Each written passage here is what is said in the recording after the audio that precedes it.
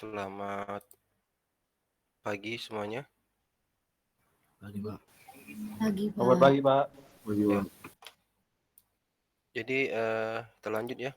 Untuk materi hari ini sebenarnya udah beberapa kali gitu ya disampaikan di kestabilan bawah tanah, di mekanika batuan gitu ya.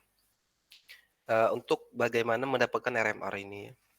Ya kalau kalian memilih opsi geoteknik tambang ya, harusnya RMR atau nanti key value ya di key system itu kalian udah familiar ya, nggak susah lagi, nggak tahu gitu ya. Jangan nggak tahu lagi bagaimana mendapatkan data-data ini, nilai-nilai ini di lapangan ya.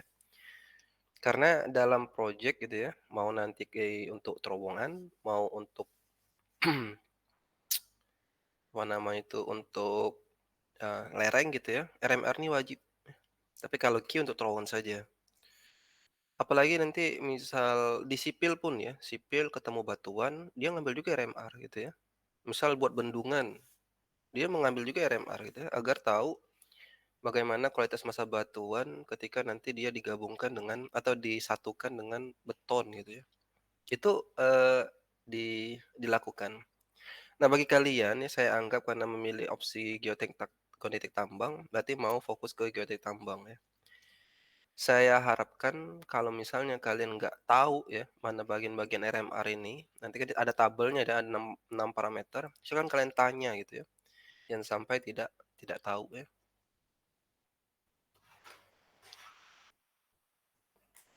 Oke, ini contohnya ya. Ini adalah batuan di mana bagian di atas ini pasti lebih jelek daripada yang bagian bawah. Ya, sedimen gitu ya. Walaupun sedimen batuan beku dan batuan beku itu belum tentu sama ya kualitasnya. Nah, kualitas itu yang kita bisa nilai melalui RMR ya. Nah, tujuan dari klasifikasi untuk RMR ini gitu ya, deskripsi parameter yang umum ya. Baik untuk geologis, geoteknikal, untuk mining engineer gitu ya. Untuk menilai kualitas massa batuan itu sendiri ya, terus membuat klasifikasi perilakunya, membandingkan massa batuan, maksudnya massa batuan dengan litologi ya, massa batuan A dengan B misal gitu ya. Terus bisa juga kalau di mine engineer di terowongan bisa menentukan kebutuhan penyangga ya. Terus parameter awal ya untuk mendesain tambang. Oke ya, itu tujuannya. Nah, RMR ini ingat itu dari Beniuski tahun 76, tetapi publish dan banyak digunakan mulai tahun 89 oleh Beniuski, gitu ya. Ingat RMR ini ada 6 ya, 1 sampai 6 jangan lupa. Ada yang pertama rock strength, kekuatan massa batuan itu bisa dinilai dari UCS yang range-nya 0 sampai 15 ya. Jadi nomor 1 ini bukan UCS tapi rock strength ya. Rock strength itu kekuatan massa batuan. Tetapi menurut Beniuski ya, di RMR ini untuk kekuatan massa batuan itu untuk rock strength-nya itu bisa dinilai dari UCS pertama, yang kedua PLI, point load index. Ada dua itu ya. Nanti poin atau ratingnya itu 0 minimum dan 15 ya. 0 ini jarang sering ditemukan gitu ya. Karena apa? Karena RMR ini untuk batuan gitu ya. Jarang sekali batuan itu tidak ada kekuatan. Nggak mungkin ya. Sedangkan menurut Morkolom, kekuatan massa batuan itu bisa dinilai dari kohesi dan sudut gesek dalam ya. Batuan itu pasti memiliki kohesi kecuali tanah ya. Tanah itu ya kecil sekali ya, mendekati 0 nilai kohesinya gitu ya. Walaupun sudut gesek dalamnya ada gitu ya. Nah, yang kedua itu ada RQD, Rock Quality Design. Jadi bagaimana didesain gitu ya, batuan itu ya didesain oleh struktur, oleh crack gitu ya. Semakin banyak crack yang hadir, semakin kecil nilai RQD-nya. Ya. Nah, perhitungan RQD ini ada syarat. Kalau jarak antar crack itu kurang dari 10, barulah dia dihitung loss material. Tapi kalau lebih dari 10 dia masif gitu ya. Jadi kalau misalnya banyak crack yang hadir di dalam massa batuan kurang dari 10 cm, itu pasti membuat RQD semakin kecil. Yang ketiga, ada jarak antar bidang discontinue. Jarak ini harus mirip tuh strike dan dip-nya. Jangan ambil apabila strike dan dip-nya jauh berbeda gitu ya. Artinya kita perlu pengelompokan dulu nih, mana strike dip yang mirip-mirip gitu ya. Yang nomor 4 ada kondisi bidang discontinue, ada 5 gitu ya, seperti aperture gitu ya, seperti persistence, seperti sampai terakhir nanti sampai ke pelapukan. Jadi kondisi di bidang discontinue, di crack itu, di patahan, di lipatan, itu dinilai 5 parameter oleh Benesky ya. Nomor 5 kondisi air tanah, ini bisa nanti kita gunakan lab gitu ya, atau menggunakan kondisi umum ya, general condition nih. Dia bisa wet, tengah-tengah nilainya 7 ya basah, bisa nanti completely dry, kering sekali, itu 20 nilainya ya, 15 gitu ya, atau nanti dia mengalir gitu ya, itu 0 gitu ya. Dan nomor 6 terakhir arah dari bidang discontinue. Jadi arah ini adalah arah dari strike ya, dengan arah dari penggalian, penggilan lereng atau penggalian terowongan. Kalau strike itu paralel dengan arah penggalian, artinya akan mengecilkan poin. Nah, paling kecil apa? Di bawah 0, ya, minus 15. Kalau 0 artinya arah dari bidang discontinue itu tidak mempengaruhi kualitas semesta batuan. Nah, gitu ya. Makanya nilai yang paling tinggi itu 0 untuk orientasi bidang discontinue. Tapi untuk paling kecilnya minus 15. Oke? Ada yang tanyakan? Kalau nggak ada, ini TRKD ya. Deskripsinya seperti ini ya, paling kecil itu jarang sekali 0 sebenarnya. 20 itu di very poor, 80 sampai 100 itu very good ya. Ini untuk, apa namanya itu, RQD ya. Nah, di RQD dinilai menggunakan koroks ini seperti ini bisa gitu ya, yang lebih dari 10 senti itu masif ya, masih dapat dihitung, yang kurang dari 10 itu hilang, dianggap nggak ada ya batuannya, berarti dia udah loose ya. Nah, ini juga bisa dinilai di lapangan ya, dengan beberapa persamaan ya, mau nanti Karlstrom bisa gitu ya, menggunakan, eee joint volume ya, JV gitu ya, itu bisa digunakan. Nah, ini contohnya ya, kalian bisa menilai bahwa RQD yang sebelah kiri ini pasti jauh lebih baik daripada yang kanan ya. Sekilas sudah kelihatan ya, yang kanan ini adalah, batuan yang mengalami pelapukan, oke. Batuannya sama sebenarnya gitu ya, tetapi karena ada pelapukan, batuannya kualitas massa batuannya menurun ya, jelek sekali gitu ya ini. Nah ini, eee, batuan yang sangat baik sebenarnya untuk kekuatannya, tetapi memang hadir, eee, tekanan yang sangat tinggi ya. Ini batuan metamorf ya. Batuan metamorf, sudah tahu kita ya, dia terjadi atau terbentuk batuan metamorf ini ya, itu karena tekanan dan kedalaman sangat tinggi ya, suhu juga sangat tinggi gitu ya. Nah artinya apa? Walaupun dia keras memungkinkan dia patah gitu ya. Patah-patah karena memang tekanannya itu yang sangat tinggi gitu ya. Jadi kalau metamorf sesuai gitu ya.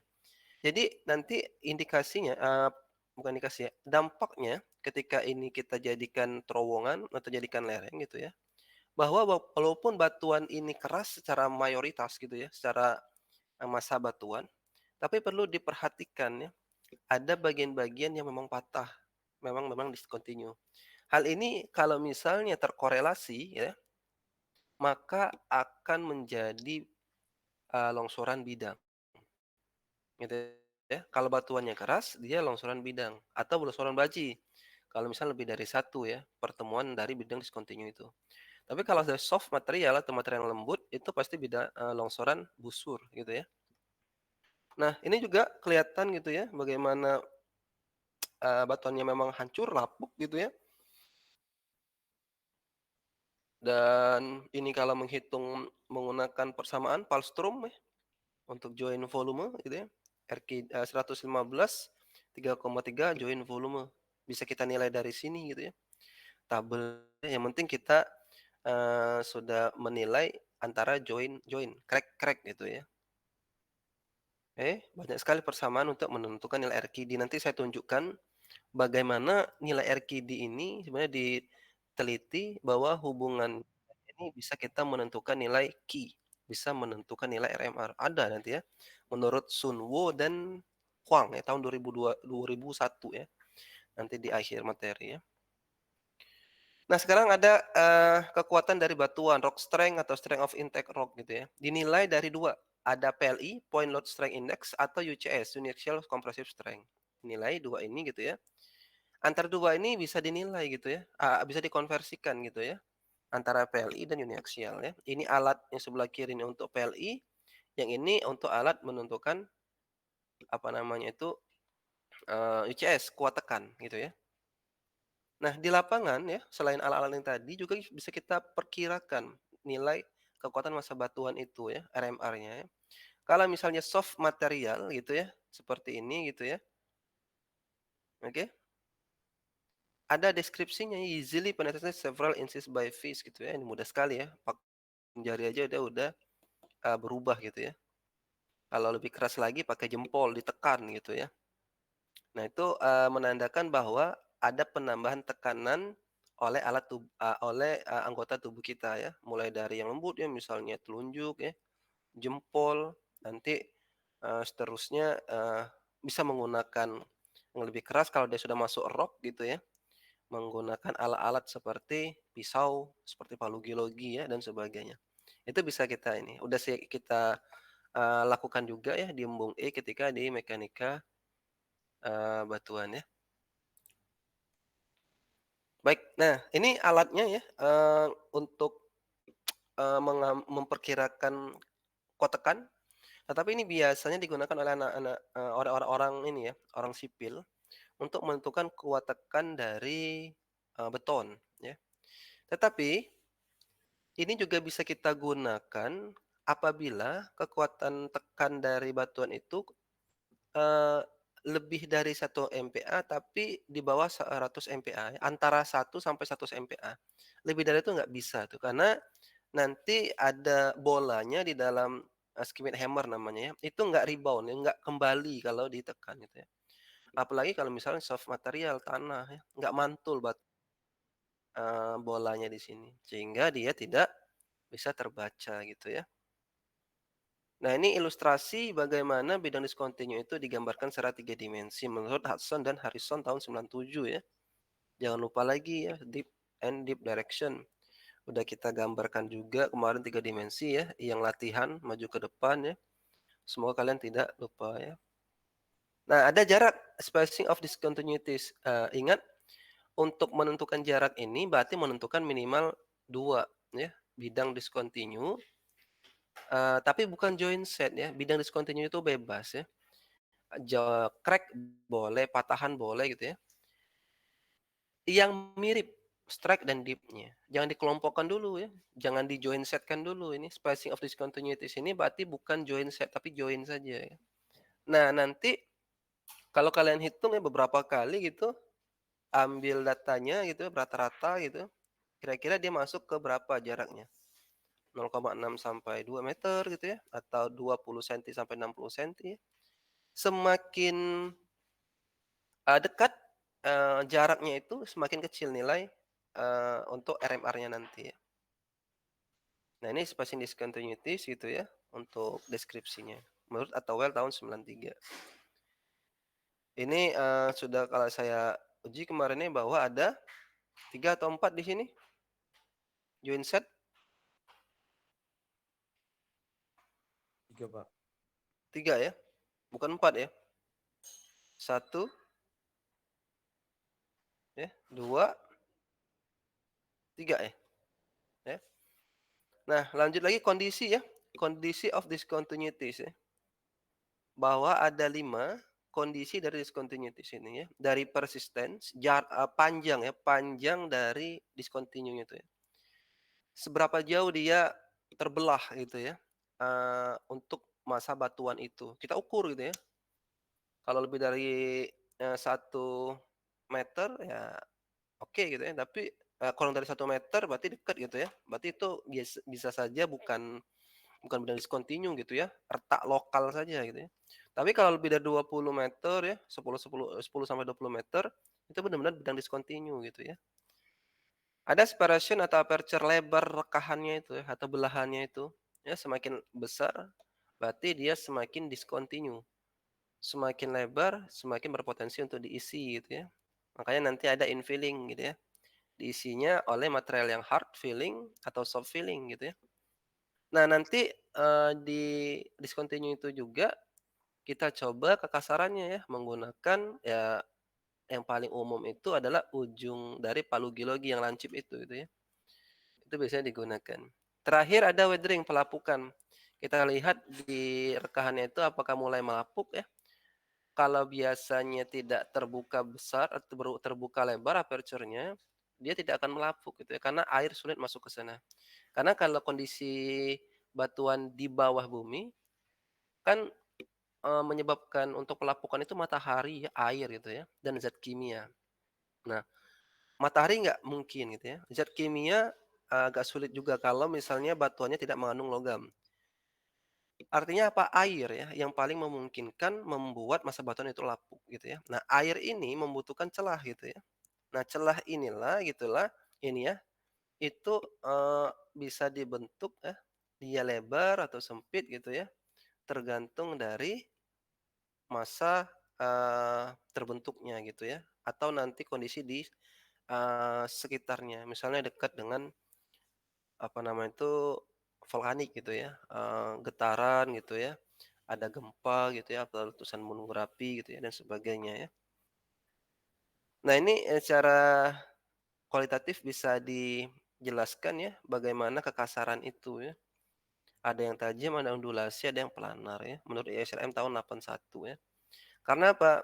Untuk feel rasa kekasaran itu susah gitu ya, tapi kalau udah digambarkan seperti ini, semoga bisa, merasakan gitu ya, bagaimana kalau planar gitu ya, tapi dia sedik ini, halus itu ya, sangat halus gitu ya, atau dia halus gitu ya, atau dia kasar, tapi di bidang yang planar gitu ya. Nah, sama saja ya. Nah, ada kondisi air ya, bisa kita nilai dari kalau misalnya di bawah, eee, terowongan ya, ada aliran per 10 meter tunnel itu gitu ya, itu ada, berapa liter per menitnya gitu ya. Semakin banyak itu ya, semakin kecil nanti poinnya ya. Atau secara ini, perbandingan ya, tapi ini untuk di lab juga ya, joint water pressure dengan meter principal stress ya. Joint water pressure inilah yang harus kita uji di apa namanya itu, di lab ya.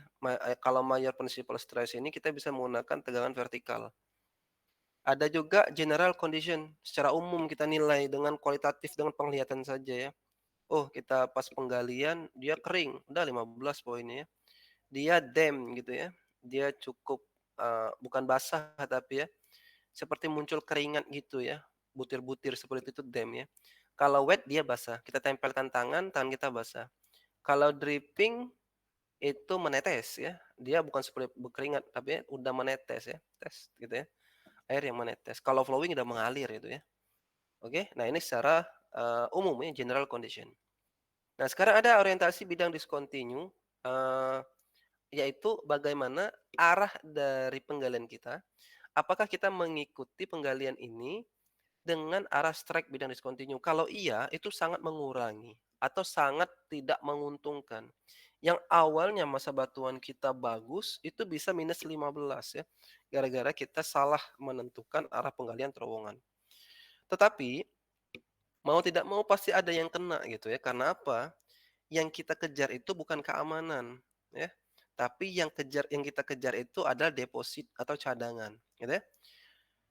Masalah keamanan, masalah geotech engineer gitu ya, aman atau enggak terserah dia ya, buat perkuatan. Tetapi sebagai geotech engineer kita harus memilih ya, dan mengarahkan orientasi dari penggalian kita nanti ya, kalau bisa seminimal mungkin itu paralel atau nanti berbelok lah ya dari arahnya strike dari bidang discontinue gitu ya.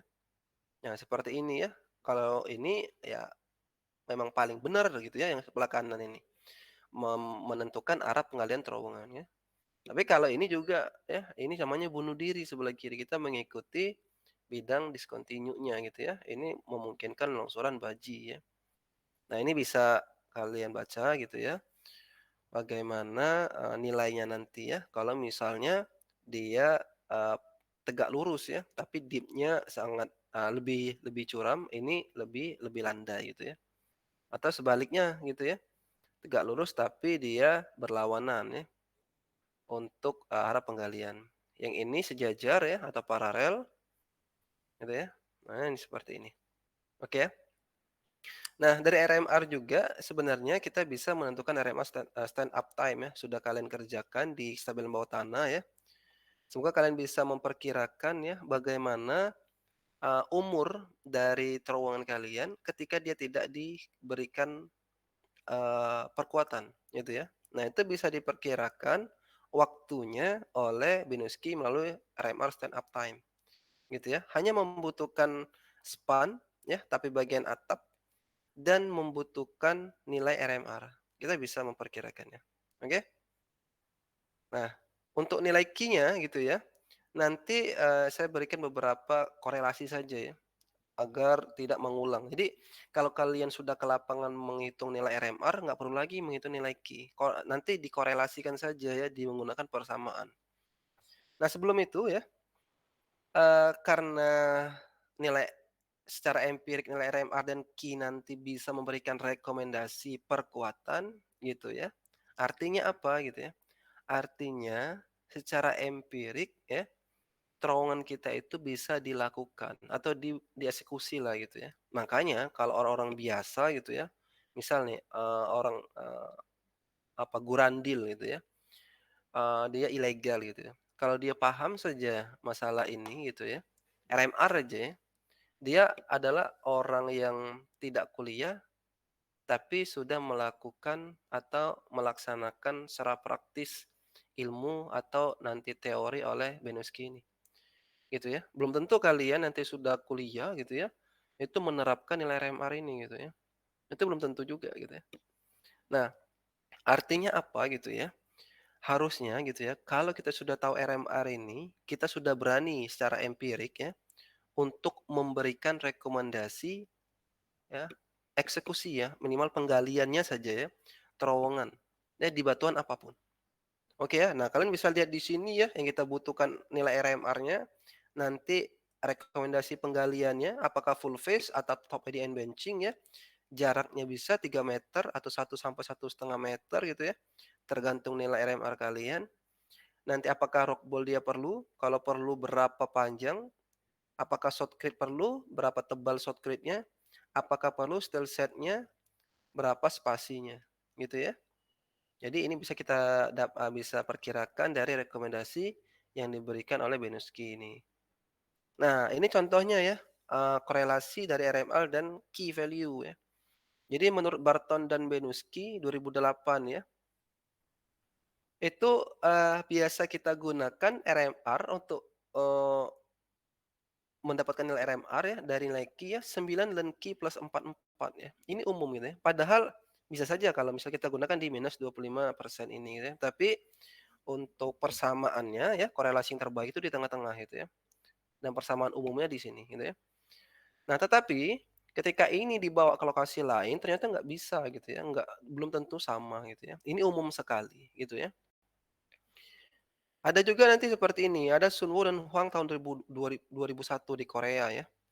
Dia memperkirakan bagaimana 3 parameter sekaligus ya.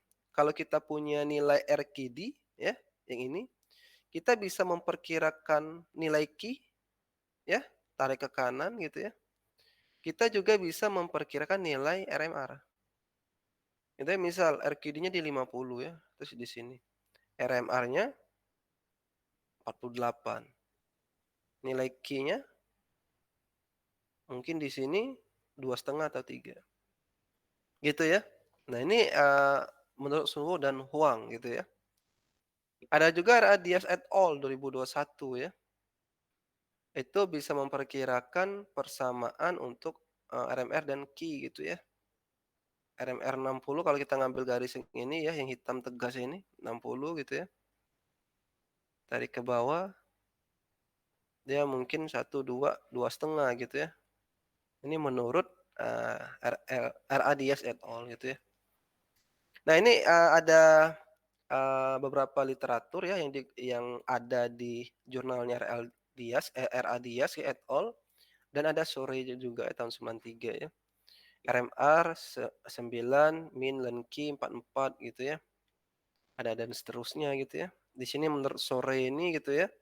Nah ini tahun 93 gitu ya. 93 atau 2003 saya lupa ya. Ini ya salah saya ya. Nanti saya cek ya ini untuk sore tahun berapa ya. Ini ada tadi masuk juga ya Sun Woo dan Hwang tahun 2001 tadi ya. Ini bisa dilihat bagaimana untuk bermacam-macam ya menentukan Qi dan RMR. Apalagi yang di sini menurut dia sini ya, dia ada litologinya. Kalau misal batuan kita itu metamorf dan umumnya skis dan gneiss ya, metamorf lah ya, itu bisa menggunakan persamaan ini gitu ya. Kalau limestone yang ini gitu ya. Nah tergantung ya batuannya, jangan kalau yang ini umum ya, yang ini umum. Oke. Baik, itu yang bisa saya sampaikan untuk materi hari ini ya. Ada yang ingin ditanyakan? Silakan kalau ada yang ingin tanyakan. Ini minggu 11 ya.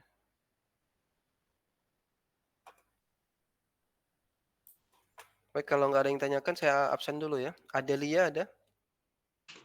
Hadir, Pak. Rizwanda? Hadir, Pak. Faisal Alwi? Hadir, Pak. Mauza? Hadir, Pak.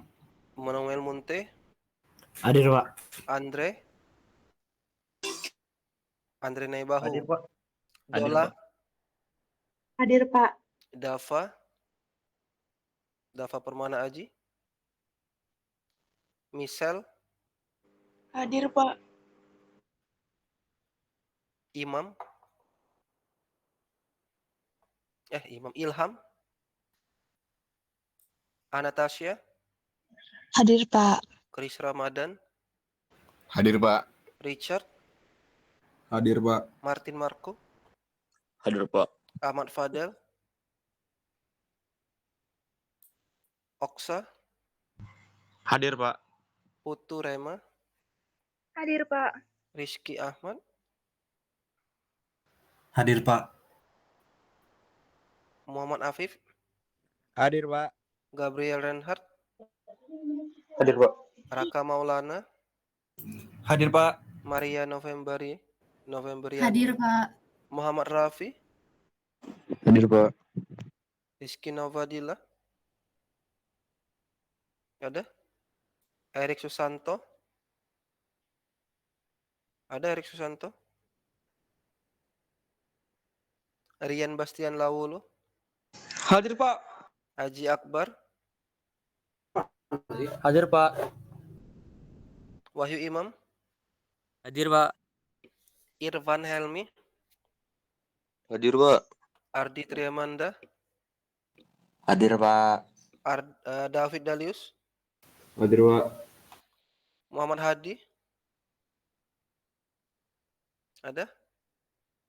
Surya Sandi? Oscar?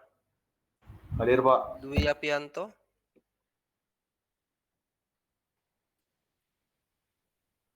Rendandi? Hadir, Pak. Citra Puspita? Tiara Hadir, Anissa? Pak. Hadir, Pak. Tiara Anissa ada? Hadir, Pak. Again? Hadir, Pak. Mutiara? Hadir, Pak. Sherlita? Hadir, Pak. Imade? Hadir, Pak. Neza Faisal? Hadir, Pak. Faris Fadila? Hadir, Pak. Yohanes? Hadir, Pak. Tiara Giovanni? Hadir, Pak. Galuh Putisari? Hadir, Pak. Sama-sama Galuh tadi, Galuh Puturema ya. Ini Galuh Putisari. Bintang Satria? Hadir, Pak. Herodion? Hadir, Pak. Iksan? Hadir, Pak. Andreas? Hadir, Pak. Christian Damanik? Hadir, Pak. Cornelius? Hadir, Pak. Sonia? Hadir, Pak. John Alphabet? Hadir, Pak. Risman? Hadir, Pak. Diki, Hadir, Pak. Lindon, Hadir, Pak. Gandhi, Hadir, Pak. Baihaki. Hadir, Pak. Ada 5 orang nggak hadir ya. Izin Pak, Ahmad Fadil hadir Pak. Tadi mic di laptopnya tidak bisa jadi ganti device Pak. Setelah Ahmad Fadil siapa lagi? Rizky Eva Novadi. Permana. Rizky Novadila. Lanjut siapa lagi? Dava Permana Aji Pak.